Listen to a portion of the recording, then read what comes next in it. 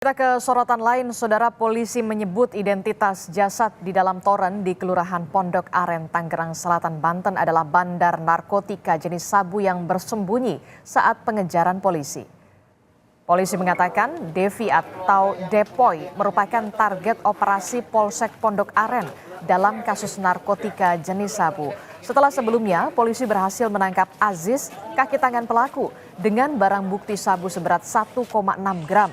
Namun saat pengembangan dan penggerebekan berlangsung, korban yang diduga sudah mengetahui kedatangan polisi ini kabur dan bersembunyi di dalam toren.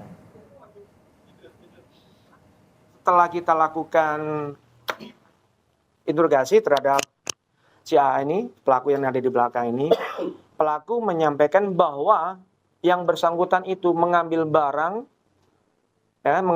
diserahkan di rumahnya si D ini, si D yang Depo ini. Di situ saat itu juga petugas tim opsional mengarah ke rumah kosong itu, ya, yang awalnya diakui oleh si AA itu adalah rumahnya si D, yang si Depo ini.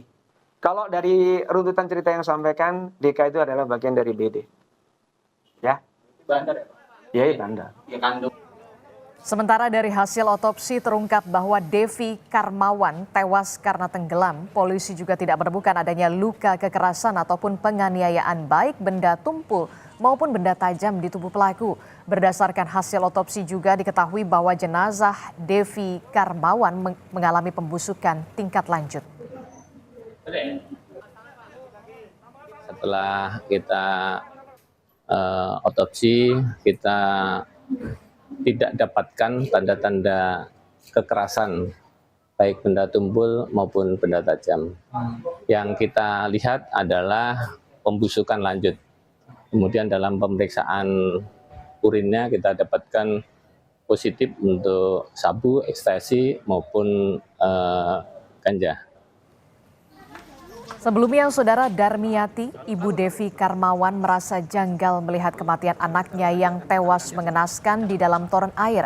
Pasalnya, berdasarkan pengamatannya, ia melihat luka di leher Devi yang diduga akibat cekikan. Tak hanya itu, saudara, ia menambahkan bahwa sepengetahuannya anaknya tidak mempunyai musuh. Darmiati menyebut ia terakhir kali berbincang dengan Devi hari Sabtu yang lalu. Saat itu, Devi langsung pergi dengan alasan hendak menjemput keluarganya. Makanya si kakak ini sampai saat ini belum pulang, minta diotopsi lah. Apa sih kayak ada dicekik sama kayak ada ini kan. Oh iya. Dari pagi nggak pulang-pulang. Oh gitu. Bu, Kan tadi kan telepon, udah pulang aja biar enggak, karena aku penasaran. Kenapa ini meninggalnya kesetrum apa kayak lalu kan. Kalau saya kan nggak ada. oh nggak ada. Cuma inin aja. Di leher Bu ya? Iya, Oh, cekik ya. bekas tali atau Atau ini aja memar aja. memar di leher segaris gitu Bu? Oke. Dan untuk mengetahui informasi terkini tentang temuan jasad di dalam toren air, kita sudah terhubung dengan jurnalis Kompas TV Malaika Kiridaman di lokasi. Malaika, bagaimana dengan perkembangan terbaru kasus temuan jasad di dalam toren ini? Apakah keluarga sudah terima atau belum jasadnya?